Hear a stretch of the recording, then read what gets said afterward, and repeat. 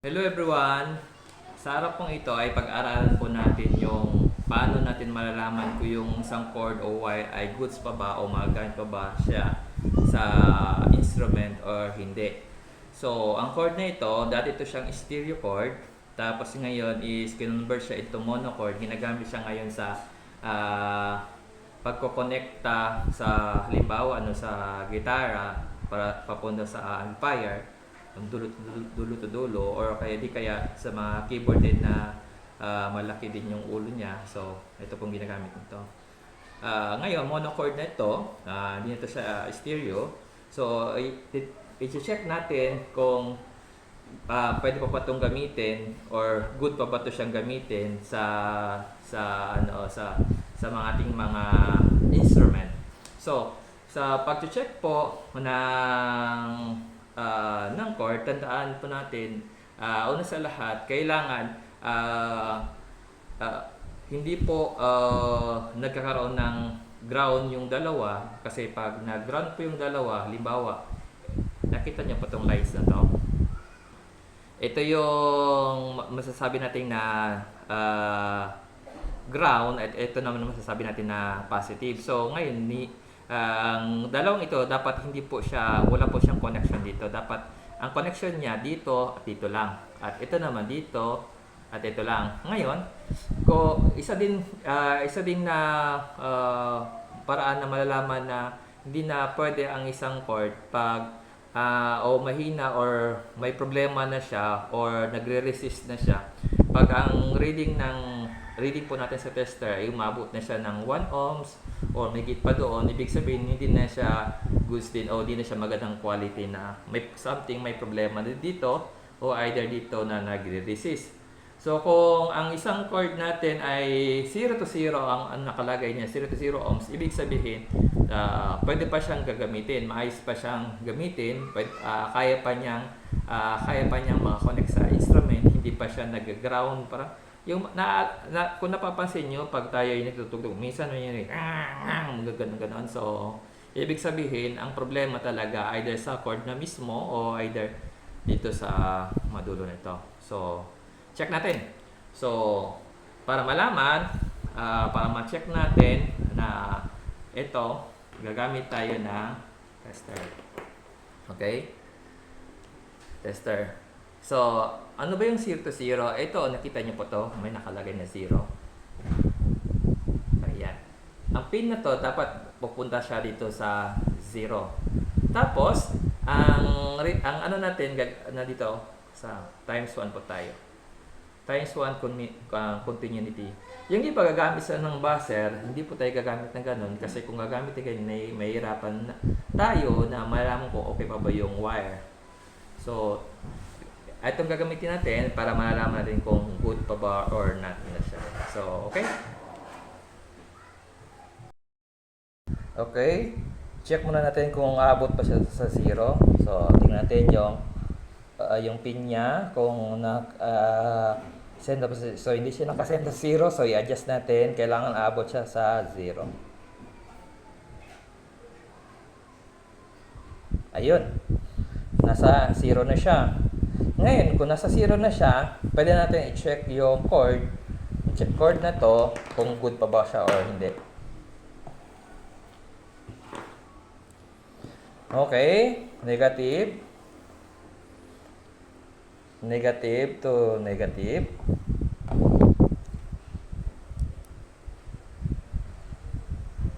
So, almost 0, point lang siya para dalawang point lang kailangan niya para ma-meet niya yung 0. Good pa to. Basta wag lang siyang maging 1. Pwede pa yan. Ngayon naman, doon tayo sa positive. So, malapit na siya mag 1. So, pwede pa rin to. Makakonect pa rin to. Ulitin ko.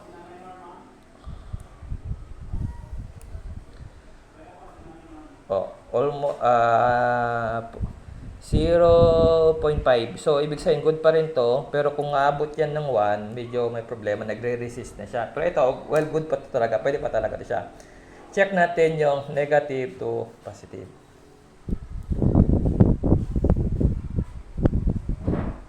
So, wala. So, hindi gumalaw ang pin. So, good. Yung positive to negative sa kabila. So, wala pa rin. So, good. So, ibig sabihin, okay pa yung cord na ito. Magagamit pa siya sa mga instrument. Isa pang sample. Ito, may iba pa tayong cord. Ito, ginagamit sa microphone. Okay, ginagamit ito sa microphone. Mono rin ito. Check natin kung okay pa ba ito siya. So, negative, kailangan sa line 2. So, okay. So, tignan nyo to. Hindi gumalaw yung pin. Kahit nilagay na siya dito sa portion nito. So, ibig sabihin, kailangan i-check natin yung loob. Dito tayo sa dulo nito, pasil nito. Check natin yung 1. Hindi rin gumalaw yung pin. At hindi rin gumalaw. So, ibig sabihin, check natin ang loob nito kung may kailangan ba tayong makita kung bakit hindi siya gumagalaw yung pin.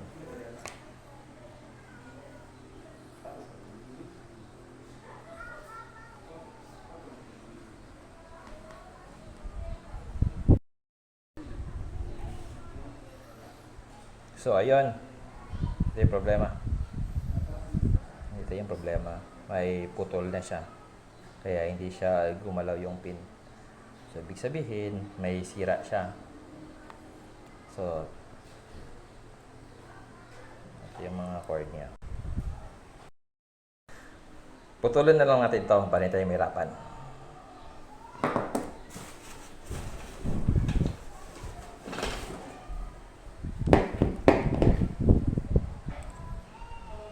Ayun.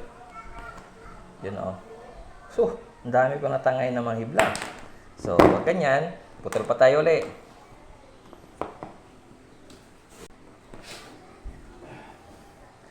Ito yung pag pangkaraniwan lang kasing wire, ang bilis mano yung mga wire niya sa loob. Kagaya nito, hindi siya, ano ba ito pwede ko matawag? Parang substandard ata?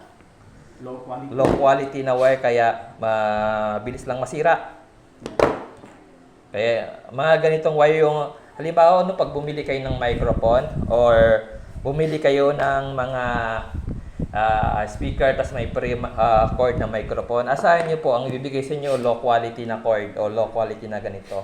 Kaya mabilis talaga masira yung mga ganong uring mga wire. Kaya kung minsan, kami, pag sa amin dito, pag nakabili kami ng something na gano'n na speaker na pre-mic, ang ginagawa namin, i-reject na namin to kasi alam namin na hindi yan tatagal. Kaya bumibili talaga kami gumagawa talaga kami ng magandang quality na cord. Sa mga gusto po, nais po mag-order ng aming mga cord, may pinost po ako sa aking FB page. Tech Choice at may warranty po ang aming mga cord kung gusto niyo pong bumili. 1 year warranty. 1 year warranty po.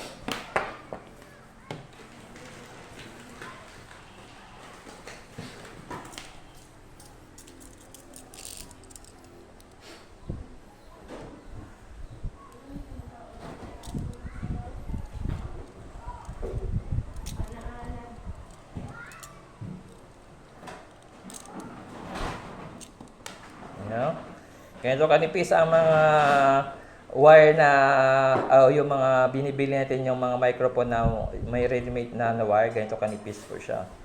So, hindi siya magandang uring gagamitin, masyadong manipis. Kaya may mga tao pa naman pag nagkumakanta, feel na feel yung pagkanta, ginaganon yung paghawak sa wire na tignan nyo, ganito siya kanipis, pag maghawak ng wire, ay nasisira lalo. Imbis na maganda yung maayos yung microphone, lalo nasisira dahil pinofold yung mga cord. So, yun po yung iniiwasan din kumisan. Lalo na kung low quality yung cord natin na ganito. Akala natin makapal, pero balat lang po yan. Tignan nyo yung loob, manipis. So, check natin.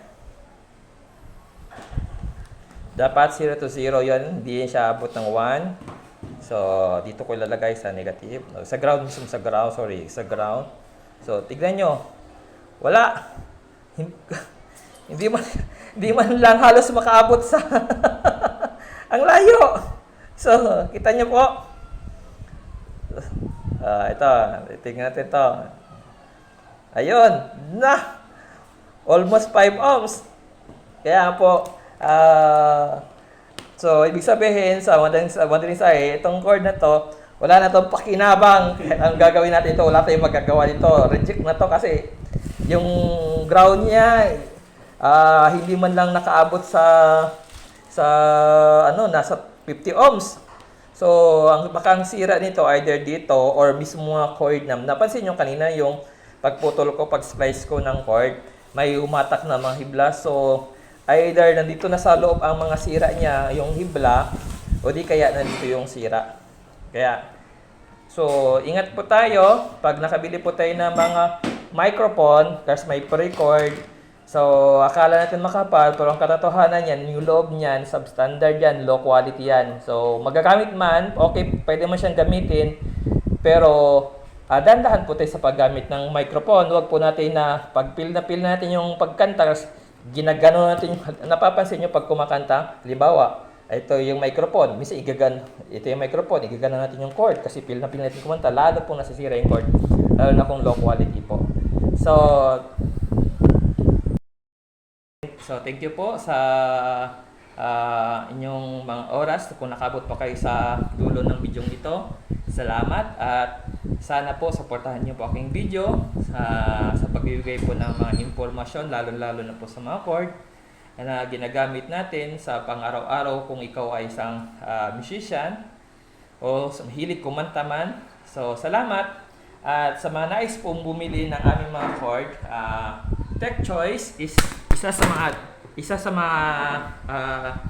mga gumagawa po ng mga magandang quality na cord dito po sa Zamboanga City at sa mga nasa labas po ng area sa Pilipinas, sa gaya ng Luzon, pwede pa rin kayong umorder, may 1-year warranty po. Ngunit ang mangyari nito is sa inyo po kayo po ang magbayad ng shipping fee. So salamat at God bless po sa ating lahat.